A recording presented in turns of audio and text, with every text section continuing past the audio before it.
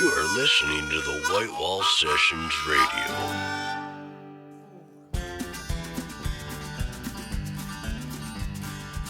Welcome to the White Wall Sessions Radio.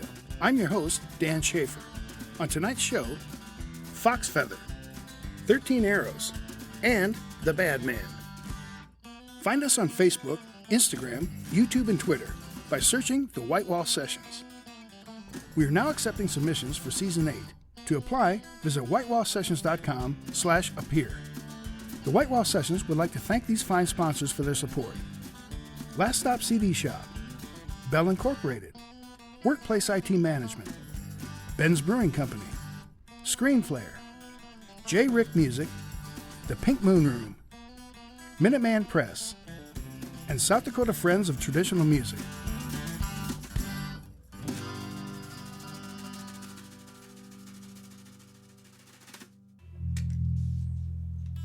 Alluring harmony and rooted rock rhythms fuse together to create the mesmerizing tones of Foxfeather. The alternative Americana group from Boulder, Colorado, charmed a live studio audience with an outstanding performance. Foxfeather is Carly Smith, vocals, Laura Stratton, guitar and vocals, Mark Dabrowski, bass, and Jake Edelstein, drums. Alrighty, thank you.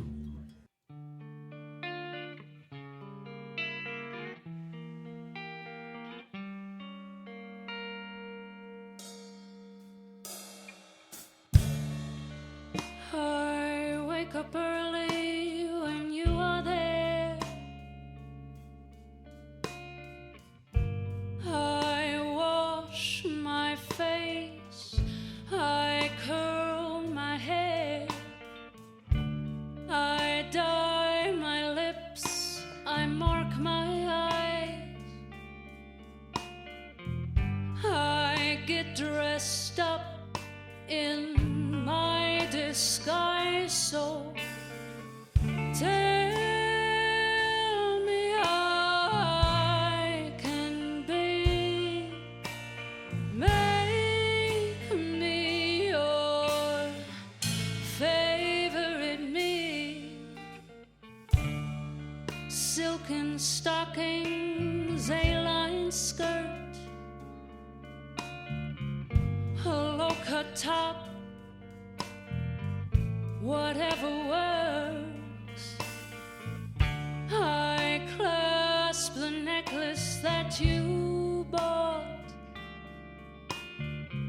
hoping somehow we'll get caught. So tell me how I can be.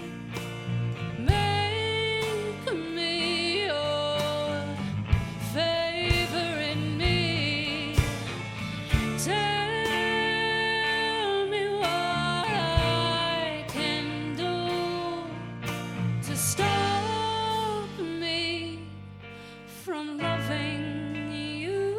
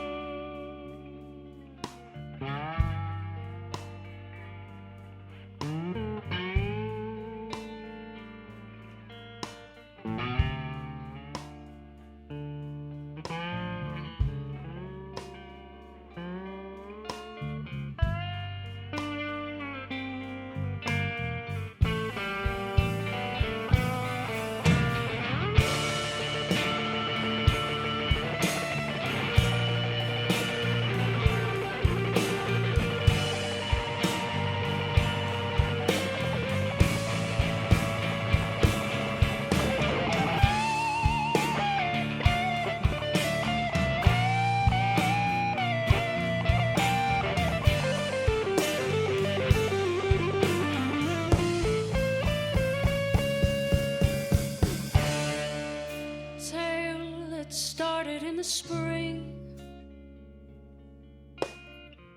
You'd make me your secret queen, and now my heart begins to bend. Tell me how this story ends, and tell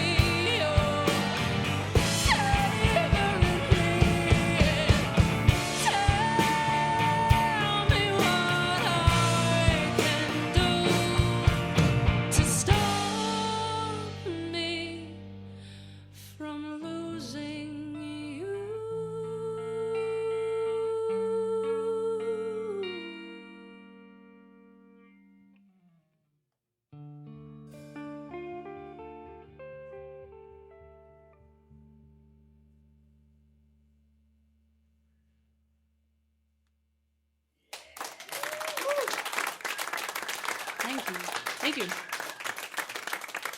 you. Well, when did you pick up this fine set of musicians here? A little bit. Let me answer this. Yeah. I actually... Great. Maybe we should let them speak. We're not good at it. This is why we usually give you the microphones. I actually just hit 1 year in the band last week. I think I'm the newest, but I don't know exactly when Mark started playing with the band, actually. Like a month. Okay, right about Like the same a month time. prior.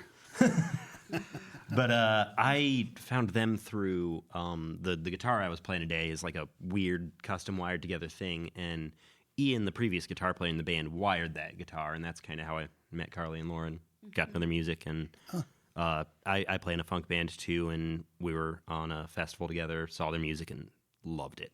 Wanted to be a part of this band right away. You saw the duo, or were they playing? They were playing with a whole other band. It was Ian on lead guitar, and it was a 5-piece. Yeah, we had a 5-piece, and so, certain life things, people change, and so we've gone through quite a few variations of our band, but it's always been, our I don't know, we've always pushed through, and so Blake came in when Ian moved back home, and I think you're going to have a hard time getting rid of us. I know. We didn't get rid of the old band. Just things happen, Life changes. And Jake, you've been with us. It's been about almost 2 years now. I guess I was subbing for their old drummer. We were just kind of friends around town. You guys needed another drummer. And then he took off, and y'all were just like, hey, we got some more shows for you. And then you weren't subbing anymore. Yeah, and then I wasn't a sub anymore. And then I became the first drummer. Yeah. And then when did you bring Mark in? Last summer. Yeah. Yeah. Right. When was that? End of May. Right when you were about to move back to Michigan, right? Right. Yeah. Yeah. Yep. Well, I'm like, okay, well, maybe I'll Yeah. He didn't move back to Michigan. hold off on that and we'll see what this is. Yeah. Yeah. So was it Foxfeather the whole time, or did that? Okay. Yeah. So Laura and I co-write. We write the material. These guys help a ton with the arrangement and stuff. But Laura and I just started this project, and it's been sort of the identity. So we always kind of say, as long as we're here, we're Foxfeather. So I really love to talk about your songwriting, but before that, the space in the music you write. I mean, there's just these, particularly Mark, that the bass can be just by itself and then vocals come in or something. Is that intentional when you write that, or does that just kind of happen when the players start playing? A little bit of both. No, we got scolded a little while back for playing on top of we do a little of both. I mean, I think I'm going to take over that answer. We work really hard in rehearsals. We rehearse at least once a week, and we work really hard on our arrangement. And these guys especially, because I'm singing, I have an idea, I have ideas, but mostly they're doing all the heavy lifting. And then, but then there's other things that come naturally. And Mark's right, we did kind of. We just really value dynamics, and also the lyrics. Laura. We really want the lyrics to be heard, and so we try and emphasize that as much as we can. So try not to step on each other and create space. Well, because you're doing it, because there's 5 people in this band, and when you get really quiet, I mean, there's really defined places for people, and you all fill it really well. It's really great. I think something like as musicians who have been playing for a while, decades now, that there's an instinct when you have an instrument to want to play what you know how to play, and a lot of the process of kind of growing as a musician has been learning to not play and listen. Yeah, what you don't play versus what you do. I mean, it's just as important. Yeah, just wait until the song needs you to play. Yeah, and then put the right thing in. Nice. So how do these songs start? You two are the main writers? Mm-hmm. Yep, so it always starts with acoustic guitar and vocals.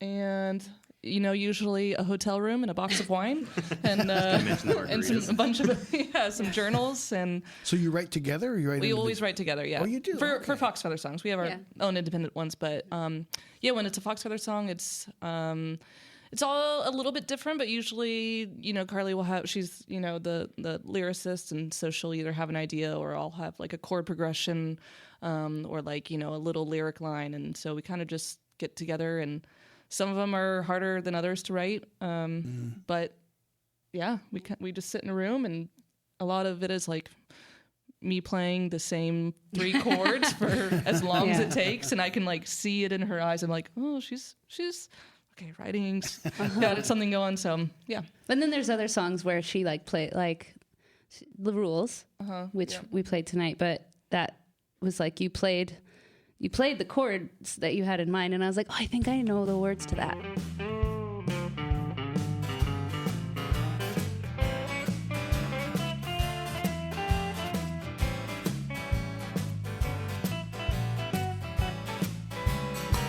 I'm a magic flame and I'll burn you if I want to.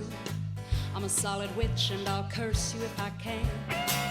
I know your flaws and I will use them all against you. This wild woman holds you in her hand.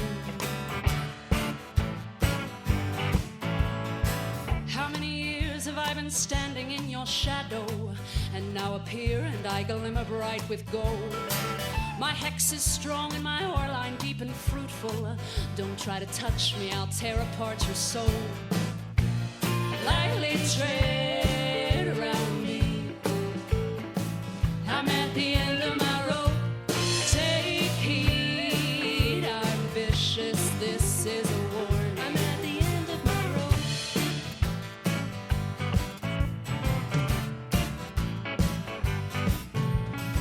Don't take a bite, I'll warn you that it's bitter. My apple's sweet until it's acid on your tongue. And down your throat like a snake, my poison slithers. You thought you'd try, now the damage has been done. Lightly tread around me, I'm at the end of my rope. Take heed, I'm vicious, this is a warning. I'm at the end of my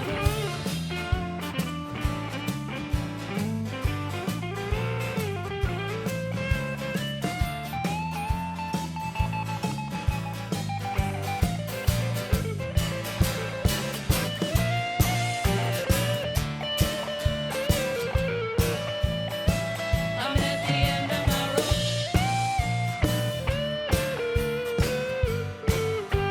I'm at the end of my rope.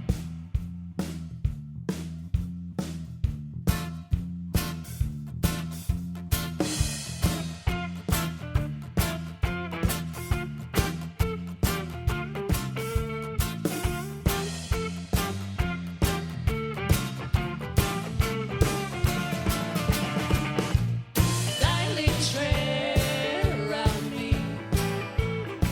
I'm at the end of my rope. Take heed, I'm vicious, this is a warning. At the end of my rope. Lightly tread around me, darling. Take heed, I'm vicious, I'm at the end of my rope.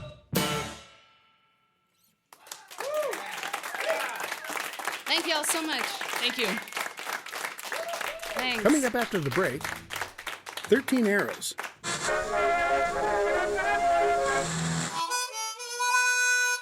You are listening to the White Wall Sessions Radio. Hi, I'm Ben Hanton, founder of Ben's Brewing Company. At Ben's, we've always appreciated the finer things in life, like great friends, great music, and great beer. Ben's Brewing Company is proud to announce our White Wall Session Ale. This light pale ale is sourced from the finest local ingredients and pairs exceptionally well with great friends and great music. Enjoy responsibly. Ben's Brewing Company, Yankton, South Dakota. Good people drink Ben's beer.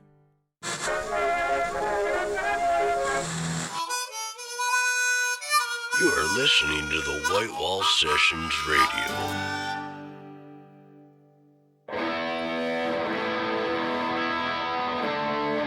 XIII Arrows are a four-piece rock band from Minneapolis, Minnesota. They delivered authentic, guitar-driven, straightforward rock and roll that shook the studio and really left an impression.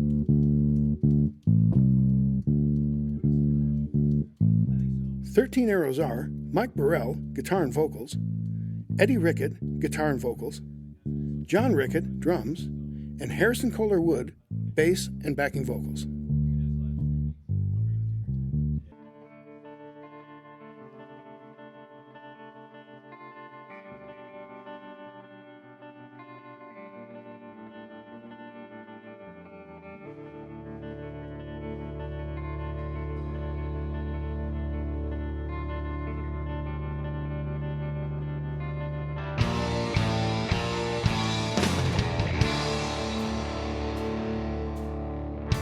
Dark as the night, dark as the day, seem to be the only way things stay.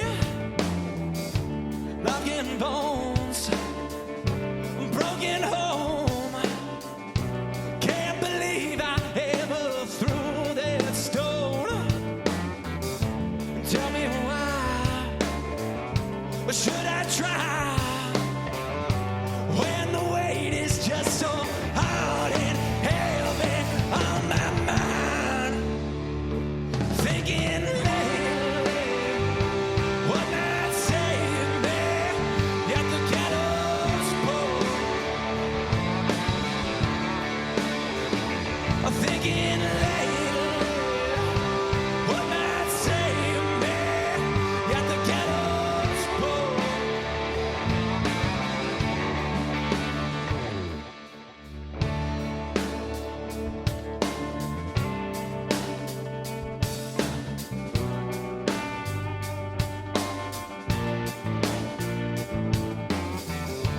Lost and alone, what I should have known. All the things I said and done was wrong. Tell me why should I try when the weight is just so hard and heavy on my mind. Thinking lately, what might save me at the gallows pole. Thinking lately, what might save me at the gallows pole.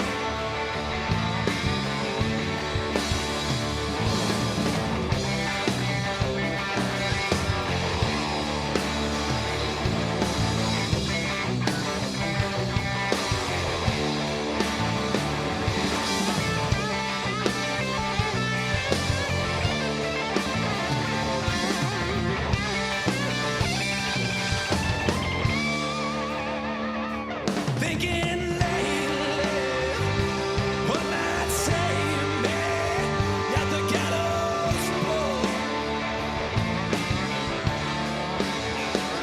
Thinking lately, what might save me at the gallows pole. Thinking lately, what might save me.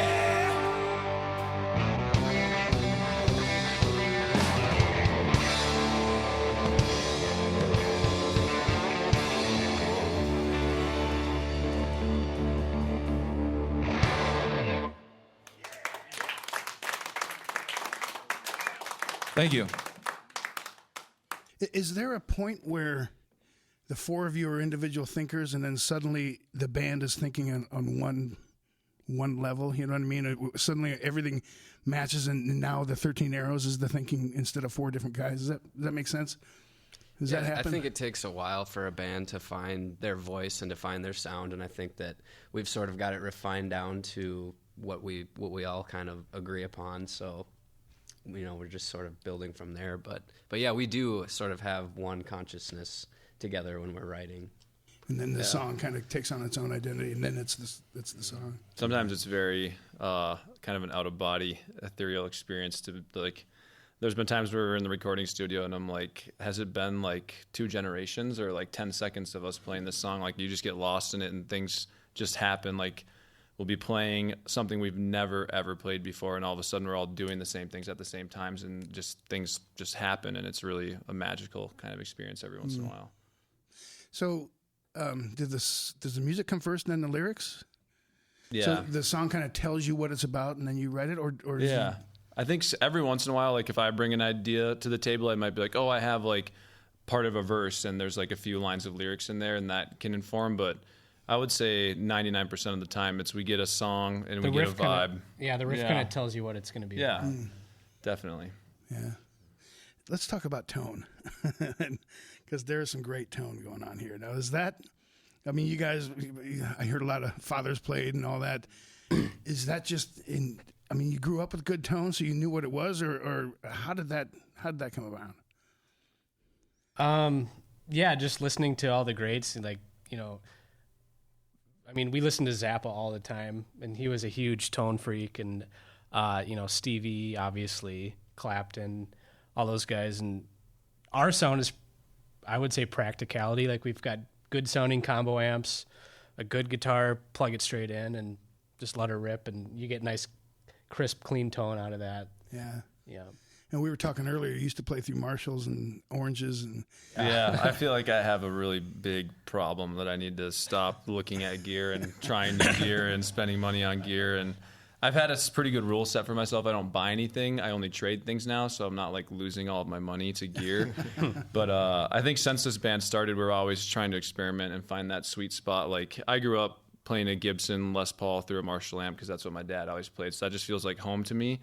And then when this band started, he had just got a Gibson Les Paul. And so we're both playing Gibson Les Pauls through the same kind of amp. And it was like, okay, how can we try to complement each other or sound a little different? And we've done a lot of experimentation just from rehearsal in the studio and at home. And I feel like it's just that never-ending quest for tone that you're always going to keep going. And it's just fun to keep trying new things. Yeah.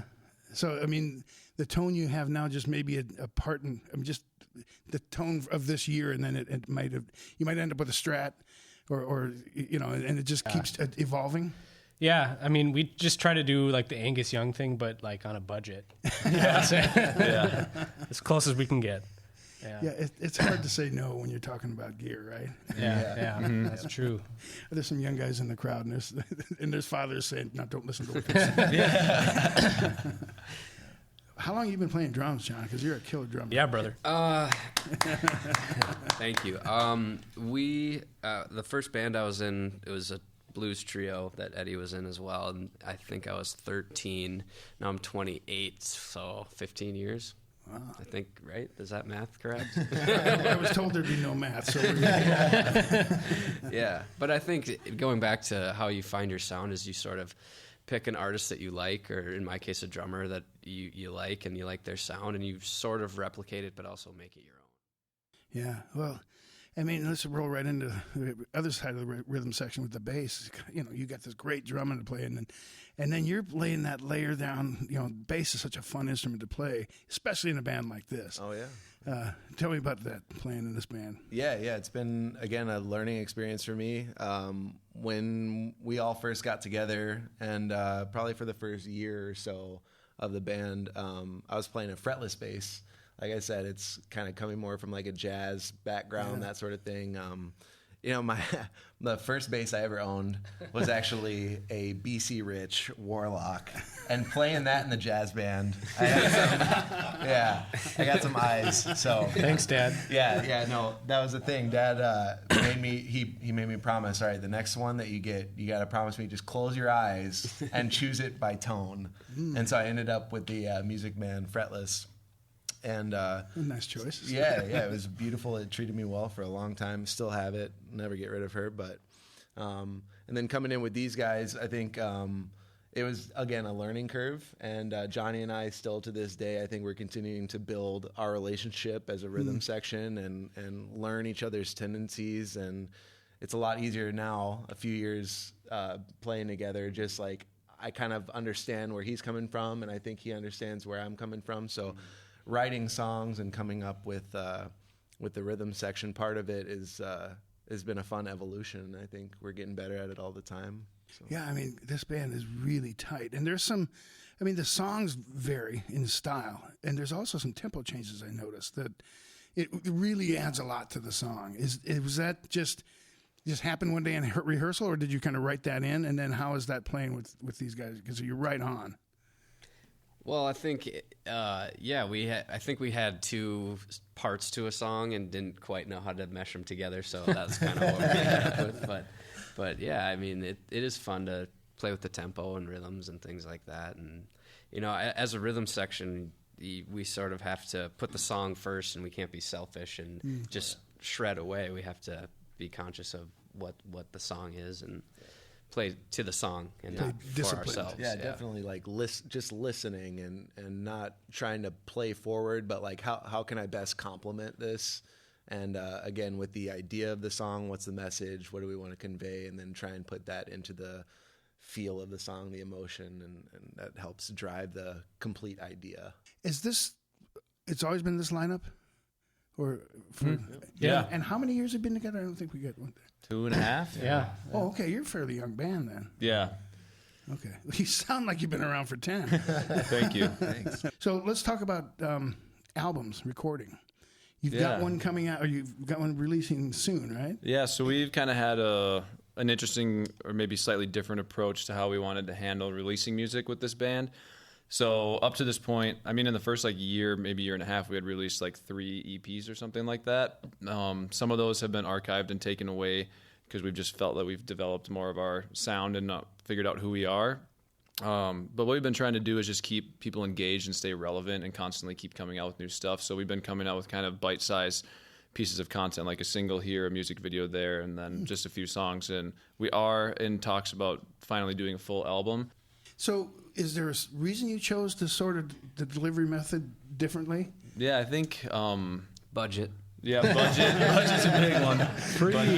Budget's a big one. But also, we all have our full-time 9-to-5 jobs. We do this outside of that.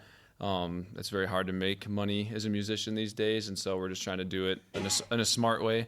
And my day job is I work in marketing, and I just kind of know how people work these days. They don't really have an attention span. Oh, here's a full album. No one's going to listen to that.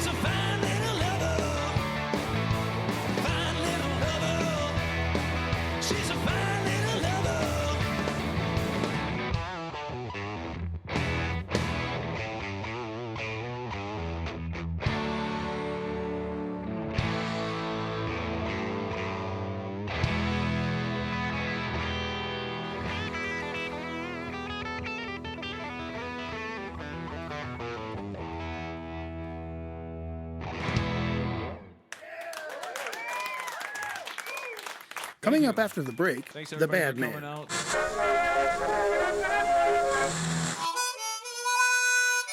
You are listening to the White Wall Sessions Radio.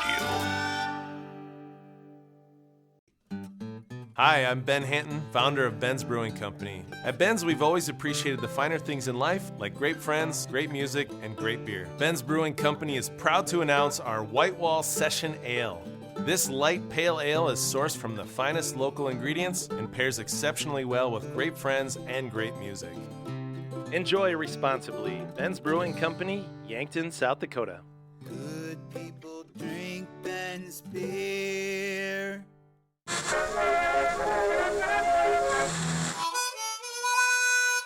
You are listening to the White Wall Sessions Radio.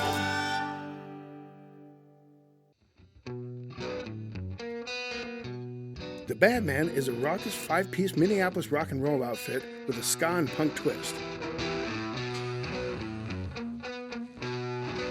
Frontman Peter Memerich's high-energy antics pleased the crowd and crew alike. The Bad Men are Peter Memerich, vocals, Patrick Davis, guitar, Warren Peterson, bass, Ben Hintz, sax, and Joe Ram, drums.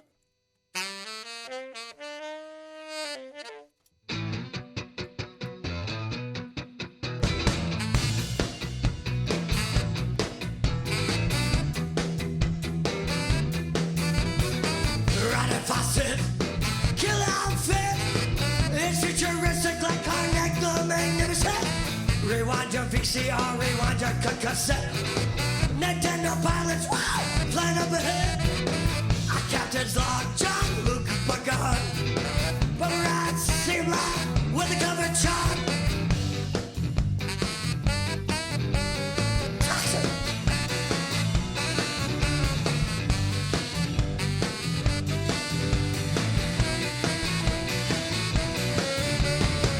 Painting Picasso, you piss on us. Mars attacks with atomic pistol. Bazooka Joe, Egyptian pharaoh. A Yankee girl smoking Indian tobacco. Lobster captain, okay. Next question. Ask our Bill on the AM station. Sing it out on your street tonight. Gun, gun, time. Don't matter how loud you shout it. Gun, gun, time.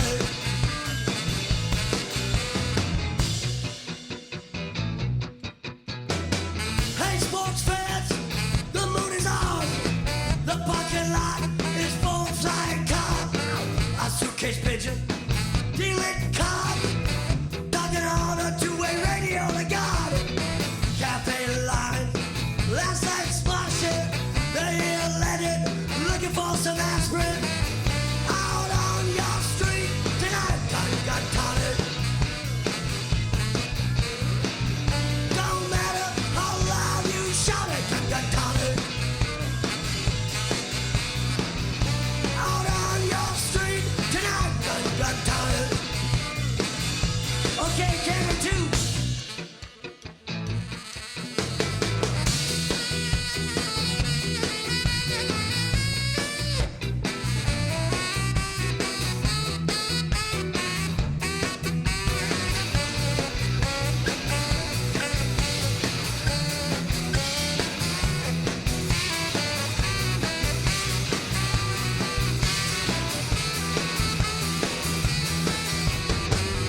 Out on your street tonight, gun, tonic.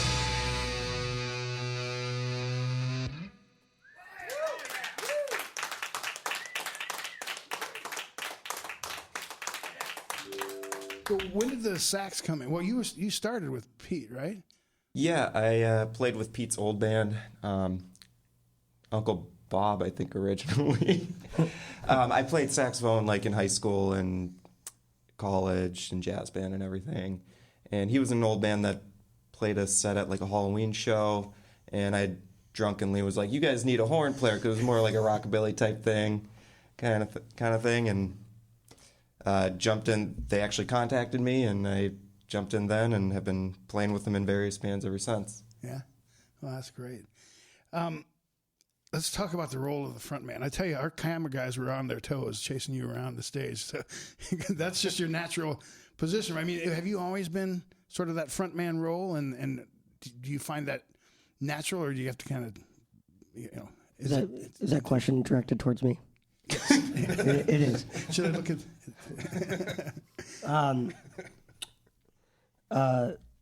what it's like to be a front man? You have to be humble, because without any of these other guys, I couldn't do what I do. So, and they let me do that. So I appreciate these guys more than I appreciate my ability to move. If that makes sense. Yeah. Does that come natural to you, or do you sort of have to? I have no idea what I'm doing up here. So whatever you saw on camera is live. Just feeling the music and making it happen. Yeah. Yeah. Yeah, it's pretty fun to be able to do that. So, well, where do the songs come from? Who's the main songwriters? These guys, Patrick Davis, like I said, is the mastermind of everything we do, and it all starts with Patrick. And he's an amazing guitarist, and he's a genius. He doesn't really say much, but he'll start with a riff, and these guys will jam on it for, I don't know, hours, maybe about 5 minutes. And but these guys let me do. They let me write all the lyrics, and that's I won't sing anything I don't believe, and that's what makes being a front man kind of cool. Yeah. But Pat, I couldn't brag enough about having a guy. Pat is the mastermind of all the music behind those words. So Patrick, is that when you're writing those songs? Is it just it starts with a riff or a chord progression, or do you hear the end product when you're in the beginning when you're writing? No, it's just chaos in my head that comes out. And I mean, I think one of my favorite things about this band is we just all do whatever the hell we want all the time, like individually and then as a group musically. And I'll just start something, and then if it clicks with at least one other person in the space, then we've got something. We keep going with it. So it's the band that creates these songs, or the songs start emerging once everyone's flavor starts adding to it, right? Yeah. Oh, everybody adds something different, and that's why we've stuck around for many nights. Many nights. We practice every Monday and Tuesday, and everybody shows up, and that matters. So let's talk about the albums. You've got at least 2, right? Yes. When did you do those, and where'd you record them? The first one we did for about $200 in an upstairs attic.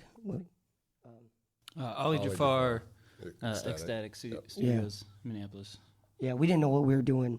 We literally wrote those songs maybe about a couple weeks before. We tried to record them in our living room. We bought all the equipment. It maybe wasn't the best equipment. I recorded the vocals sitting on a toilet in our bathroom, and that's a true story. For the acoustics? Yeah. And we thought we knew everything, and you should hear some of them. They're pretty cool. But then we went, and maybe after being a band for about 3 months, we recorded that first album, Ain't Clean, and the second album, Laughing with Bad Teeth, took a mighty long time. We did take our time. We do write everything on the spot. I don't know how many songs are on that damn album. But 11. Yeah, we wrote 11 of those songs in the studio, and really, that's why we can barely afford the beer that we drink now. So it cost us a lot of studio time, but yeah, we wrote all those lyrics on the spot. And well, did you have a handful of songs going into the studio, or were you just? We just had riffs. That's pretty much all we had, and then we recorded it, and we said, oh, that needs a break there, or that needs something that we can't produce, and yeah, we worked hard on that second album. You got to really trust yourself as a band to go into a studio and say, we'll finish it in there. I mean, that says a lot about the other guys. That is as live as you can probably get it. So Yeah. We're a live band. We've always been that way. Well, let's talk about your shows. How far do you get around the Minneapolis area? How far? Or how far out of Minneapolis? We've gotten we've grown a lot in the last 3 years for sure, and we've asked for nothing and gotten a lot. And I appreciate everybody in Minneapolis, the Current, especially for using our songs without our permission. And First Avenue, I think, is our biggest support. First Avenue, everybody down there, especially James Taylor, has given us a lot of support. Even though they run this town, not this town, but the one next to it, they do a lot for us. And I would also have to thank, she's probably listening somewhere in the Bahamas, our good friend Jill O'Brien. She does a lot of work for us. She books Pat, like I said, Pat, and then meet. I usually put my head down in those meetings, but they do a lot of work reaching out to Jennifer and everybody here in Sioux Falls and the neighboring states in Wisconsin, and hopefully going on our first big tour in October. Well, good. Let's talk about First Avenue for a minute, because this show is watched all over the country, and I think everyone. Hi, everybody. Everyone around the country knows First Avenue. I mean, it's a nationally known place. I remember seeing bands back there. I mean, Suicide Commando used to play back then. What was it like the first time you were on that stage? Unbelievable. Yeah. I kissed the floor. If that. Yeah. I've actually been on that stage. I think I was watching the Violent Femmes, and I jumped up on stage, ran and dove out. Yeah. Nice. So Nice. I've been there too. But I mean, you're on stage at First Avenue, and I mean, that's got to feel. Is it intimidating? Is it exciting? Is it everything balled into one? I think we all we're in our own little worlds that night. Yeah. Felt like we belonged there. Yeah, it really did. It was once you hit the stage, it was something that we felt we owned it. So it was an unbelievable moment.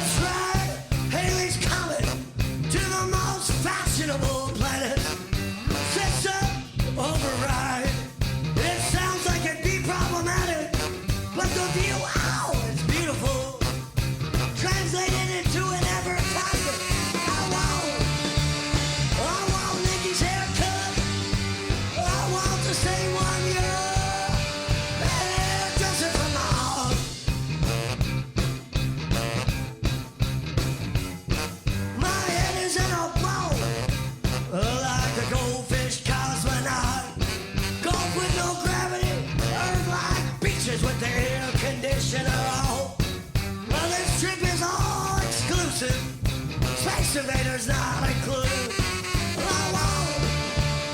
I want Nicky's haircut. I want the same one. Where'd you get it? Where'd you get it? Where'd you get it? Where'd you get it? Your hairdresser from Mars.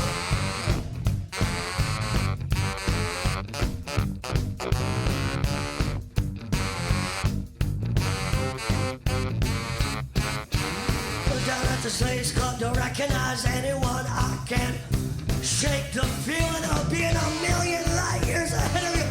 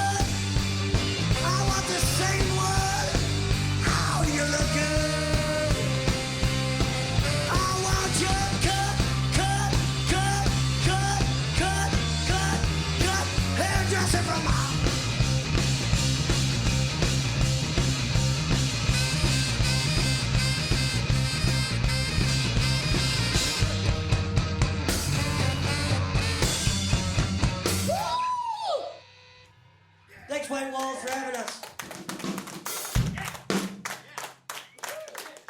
Get that tractor out of here. He's cut. The White Wall Sessions is recorded at Last Stop Studios in Sioux Falls, South Dakota, and is produced by Spectrum Films Incorporated. Executive producers are Jeff Zuger, Doug Taylor, Greggy Johnson, and Jay Fishback. Head of broadcast is Dave Palmer. Associate producer is Mike Yeager. The White Wall Sessions Radio is produced and edited by Jeff Zuger. Audio recording and mixing by Carl Koiser, Kevin Phipps, and Dave Palmer. Scheduling and artist relations, Tom Eisner. I'm your host, Dan Schaefer. Join us next week, same time, same station.